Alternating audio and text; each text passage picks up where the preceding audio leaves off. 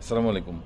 আমার রাস্তায় যখন যাই না, রাস্তায় পোস্টারের যে অত্যাচার বিগত সরকারের আমলে বাংলাদেশে, সেই বিগত বছর কি বছর যে দেখে আসছি, যে পোস্টারের যে অত্যাচার, রাস্তায় ব্যানারের যে অত্যাচার, মানুষের বাসার ওয়াল থেকে শুরু করে রাস্তাঘাট সুন্দর যে পরিস্থিতি, একটা বিউটিফিকেশন যে থাকে একটা শহরের, যে কোনো জায়গার, গ্রামে তো আরও বিশ্রী অবস্থা।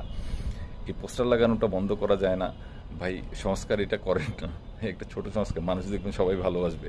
সংস্কারবাদীদেরকে বলছি যে আপনারা একটা ছোট সংস্কার করুন না। আগের যে জায়গাগুলোতে আপনার বিগত সরকার আমলে যারা যে জায়গায় পোস্টার লাগাতো, সেই জায়গায় ঠিক 2-3 গুণ হারে পোস্টার লাগানো হচ্ছে।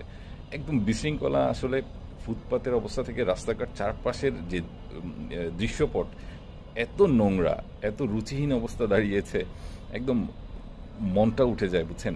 তো আপনাদের উচিত যে এই সৌন্দর্য বৃদ্ধির কাজটা মিনিমাম করেন, এই ছোট একটা জায়গায় ফোকাস করে এই জায়গাটা করেন। মানুষকে পরে দেখেন যে বুলিবাজি, যে চাপাবাজিগুলো ছাড়ছেন, যে সেটার বাস্তব তো কোনো দেখতে পাচ্ছি না আমরা। এই ছোট কাজটুকু করেন, দেখি যে আপনারা কতটুকু পারেন। এটা দিয়ে একটু মনটা ভালো হোক।